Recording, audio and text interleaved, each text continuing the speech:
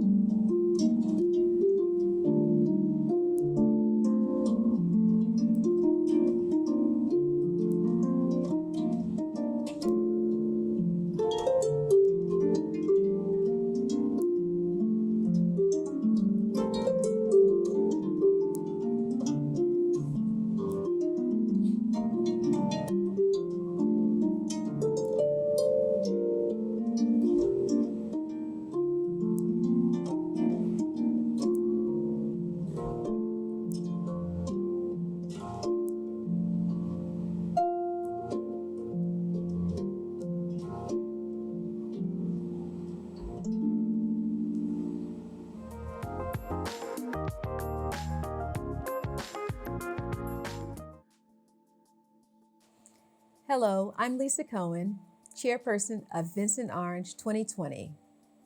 I'm a native Washingtonian and former foster child who entered into foster care as an infant and aged out at 19 years old.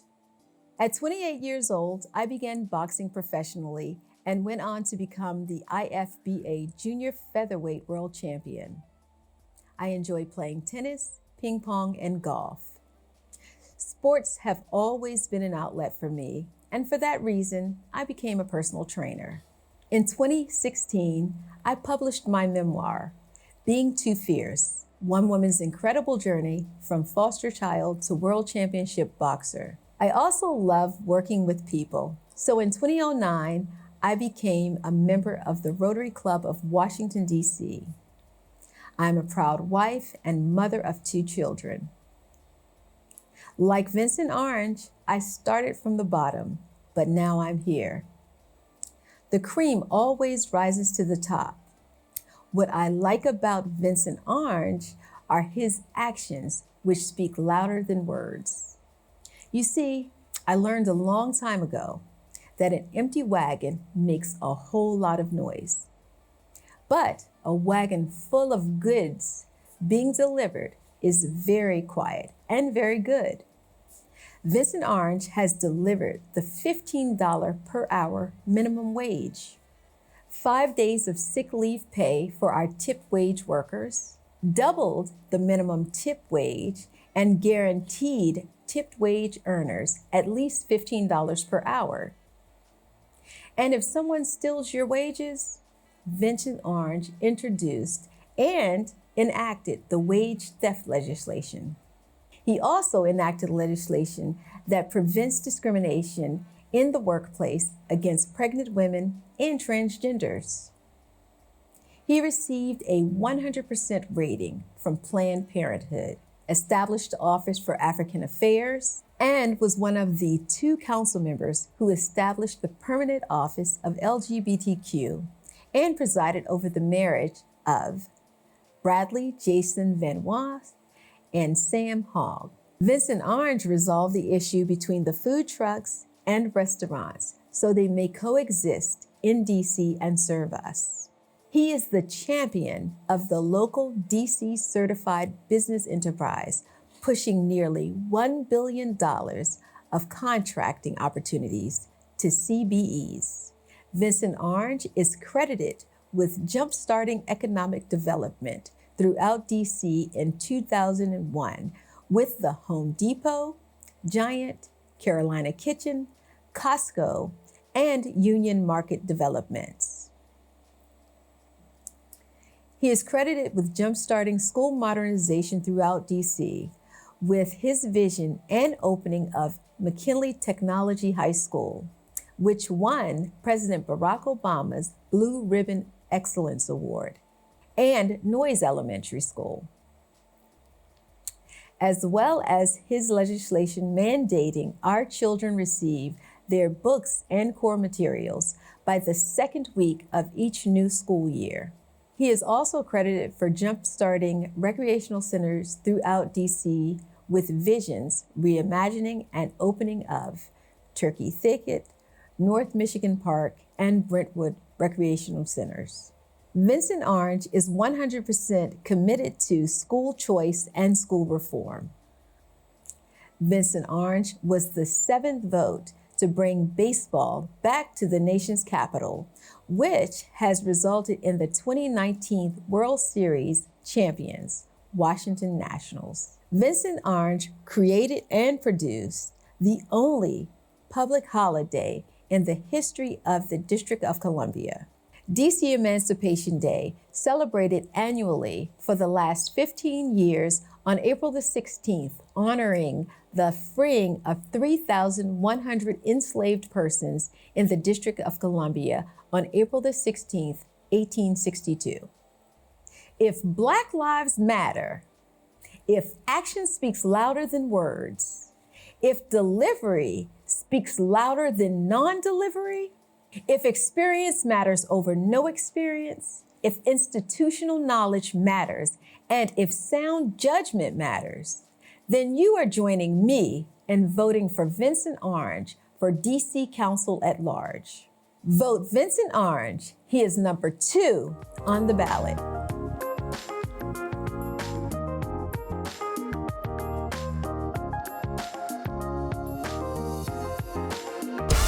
Hey, this is Big Tony of the legendary Trouble Phone. In this upcoming election, we need to speak truth to power. We need a steady hand to guide us through this rough ride called COVID-19. We need to educate our kids and keep them safe. Take care of our seniors and keep them safe.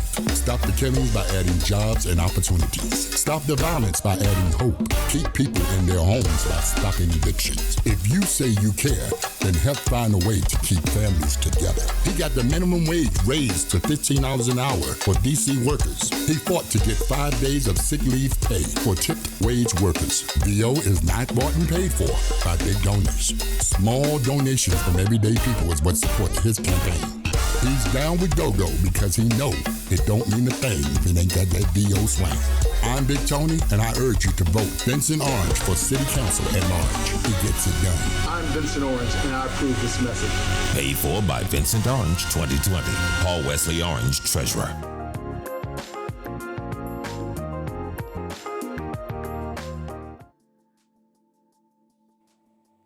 Nearly 50 years ago, I stood before the Hamilton Junior High School student body and declared, I am Vincent Bernard Orange. From that declaration, I became president of the student body. Soon after, I was introduced to a program called A Better Chance by the school head counselor, Mrs. Ann Porsolio, and my English teacher, Miss Ethel Palavin. They stated to me that I could help the Black race by becoming a successful ABC student. The Better Chance, or ABC program, provides scholarships to minority students whose records show their academic potential to excel at private boarding schools, but who could not attend these schools because of financial limitations. At 14 years old, I kissed my mother goodbye, boarded an airplane as an ABC student, and commenced the journey from Oakland, California to Colorado Springs, Colorado, to attend Fountain Valley Preparatory High School. Tonight, I address you as Vincent Bernard Orange Sr. I declare I am your independent voice for DC Council at Large, number 2 on the ballot and wholeheartedly dedicated to DC residents. My dedication to DC residents originates from the observation that no one really cares about us. And moreover, ain't nobody gonna take care of us but us. I love the District of Columbia, and I love my DC residents. My wife of 37 years, Gwendolyn Evans Orange, who I met at Howard University, is a DC resident and a highly acclaimed special education teacher.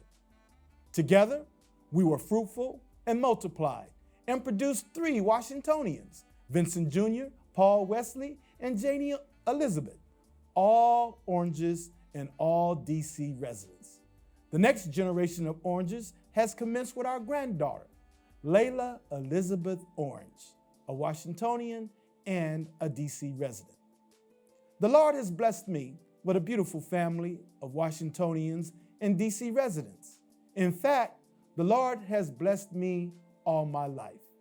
However, those blessings come with obligations. I have the obligation to protect, defend, and provide for the general welfare of my family of Washingtonians and DC residents.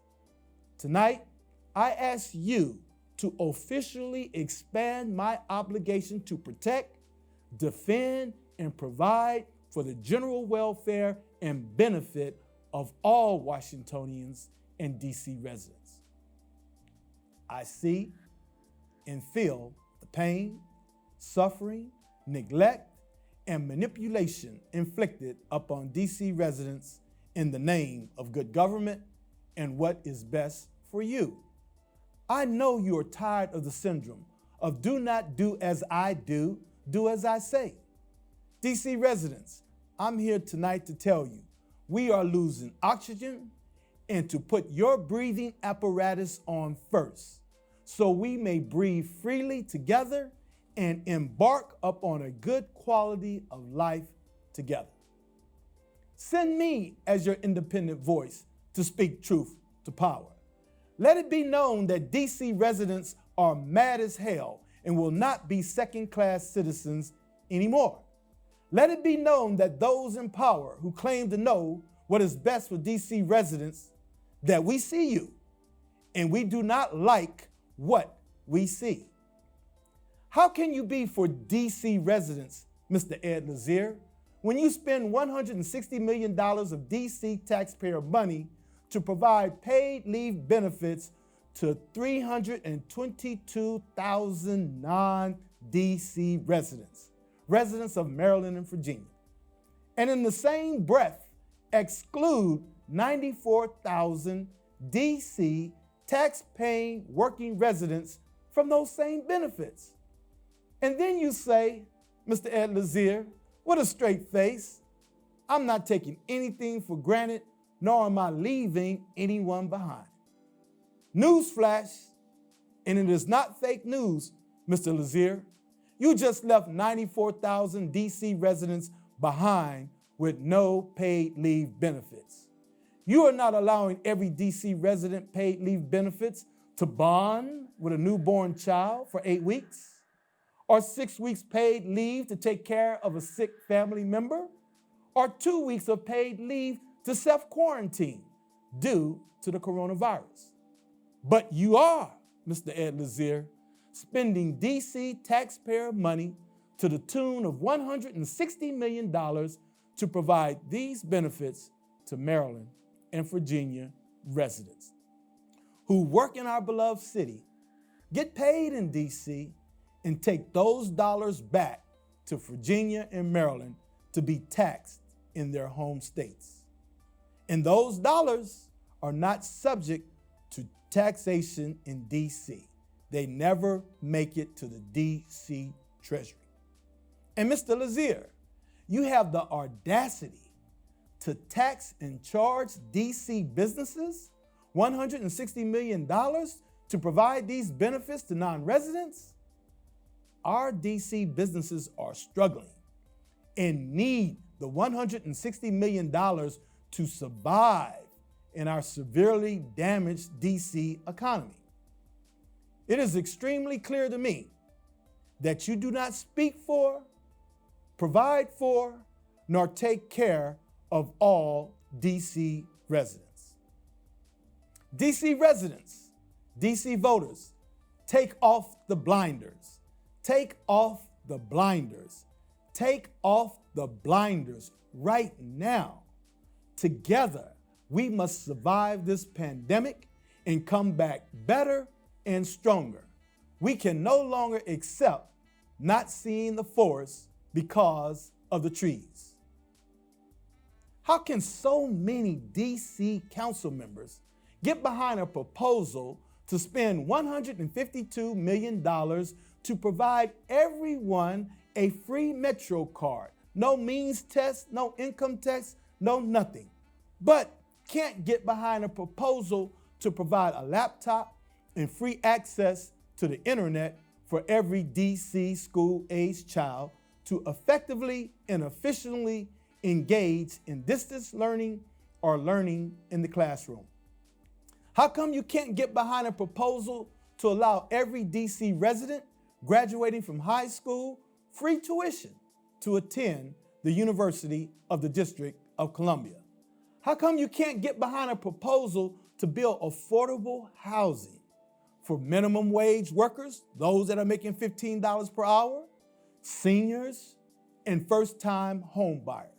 How come you can't get behind a proposal to get our returning citizens gainfully employed or starting a business? How come you can't get behind a proposal to provide mobile shower buses, hygiene products, and personal protective equipment, PPE, for the homeless?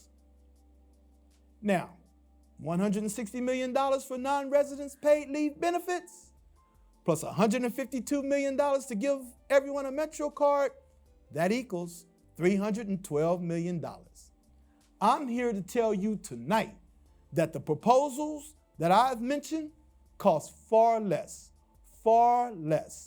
than the $312 million that these folks are talking about.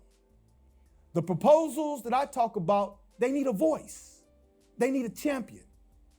And the foolishly wasted dollars by those in charge. DC residents, I will be your independent voice and the champion for your needs and your needs only. I will ensure that DC taxpayer dollars are utilized for the benefit of DC residents. My fellow DC residents, together, we must come back better. We must define the new normal in DC caused by the coronavirus, civil unrest, a far left-wing element in our DC government, and a severely damaged DC economy.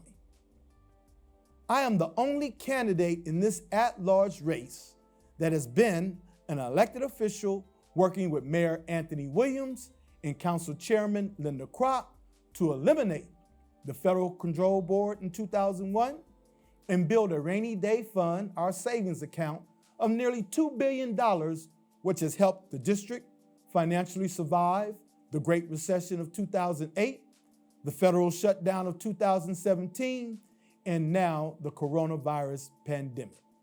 The nearly $2 billion in the rainy day fund, our savings account, has been depleted. We have a remaining balance of approximately $149 million in our rainy day fund. For all practical purposes, it is gone. COVID-19 took away our savings account. We must now replenish the fund or the Federal Control Board comes back. Just imagine a Donald J. Trump Control Board overseeing the daily affairs of the District of Columbia? I think not. We must jumpstart or reboot our severely damaged economy. For example, our business community must generate $8.2 billion in order for $2.7 billion in taxes to go into the DC Treasury to assist in operating our DC government, funding DC government programs, and providing for the general welfare of our citizens. Jumpstarting the DC economy means our residents go back to work and are able to pay their bills, and our employment rate goes down. And we stop the draining of our unemployment compensation fund, which had a balance in excess of $600 million pre-COVID-19, but is now at an all-time low of less than $200 million and rapidly declining each and every day. If our unemployment compensation fund is depleted and we must borrow from the United States Treasury to pay the weekly unemployment compensation benefits to the DC unemployed, the Federal Control Board comes back. We must avoid the return of the Federal Control Board at all costs. The district government generally gets its funding from individual income taxes, but guess what? People aren't working. There's no individual income taxes coming in. We get funding from sales taxes, but guess what?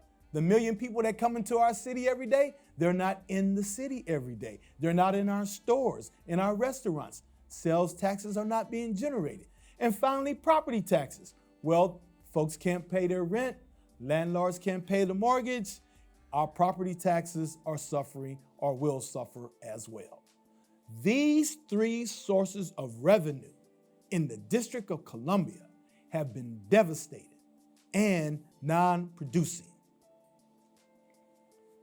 Now, I agree with DC Council Chairman Phil Mickelson, who stated, and I quote, "The dramatic change of ideology on the council is putting at risk the financial stability we built over the years with healthy reserves and a largely competitive tax base."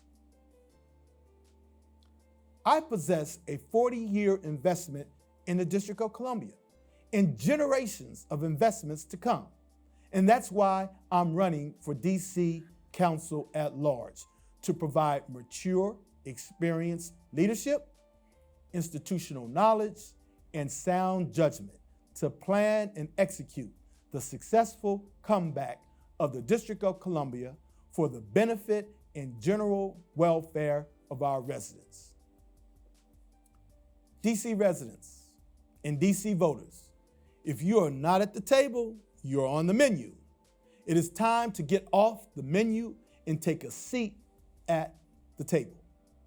I am your independent voice representing you at the table, and I am a firm believer that God blesses the child who has its own. I am here to take care of DC residents first and foremost.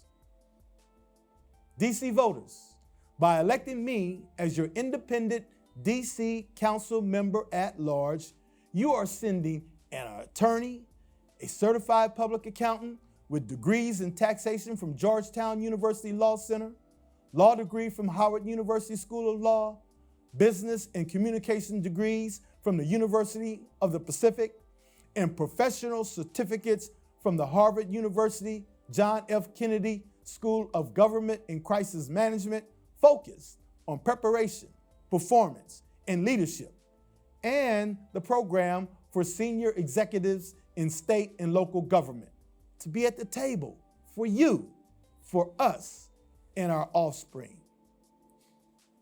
While at the table before Mr. Lazier, I produced the $15 per hour minimum wage, 5 days of sick leave pay for tip wage workers, and doubled their minimum wage, enacted wage theft legislation, enacted legislation to prevent discrimination in the workplace for pregnant women and transgenders, increased the living wage and tied it to the Consumer Price Index, established DC Emancipation Day as the only DC public holiday in our history, jump-started economic development throughout DC, with turning a 25-acre car impoundment lot and salt dome into the Home Depot, giant food shopping center, laid the groundwork for the development of Union Market and bringing Costco to DC, jump-started school modernization throughout DC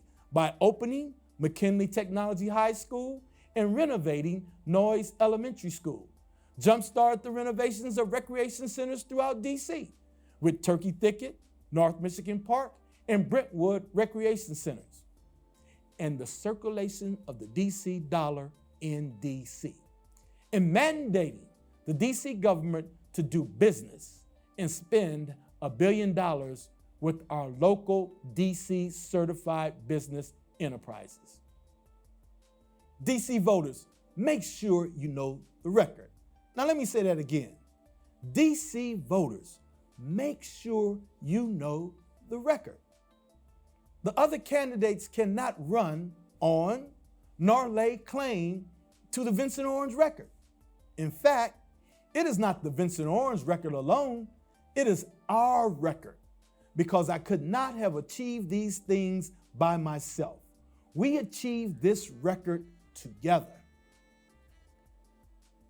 And in my view, the most notable achievement was winning the debate of schooling without books, which resulted in my legislation mandating our children receive their books and core materials within 2 weeks of each new school year. Today, it is my intent to win the debate regarding schooling without laptops and access to the internet. Together, we will find the way to provide laptops and access to the internet for all school-age children. In closing, DC residents and DC voters, above all, when you send me to the table, you send a child of God who believes in service above self and providing for DC residents first. Tonight, I humbly and gracefully ask for your vote on or before November 3rd, 2020. I am number 2 on the ballot, and I promise you, I am ready, willing, and able to report for duty on January 2nd, 2021 as your independent, at-large voice on the Council of the District of Columbia. You can and you may vote for 2 at-large council members on your ballot. I must be one of your 2 votes. Please remember, it is all about service above self and providing for DC residents first. May God bless the District of Columbia, its voters, and residents. Thank you so much from the bottom of my heart for sharing this moment in time with me.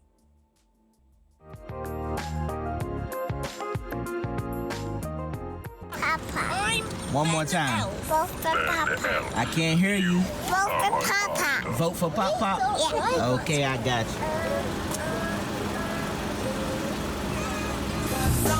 Clap along,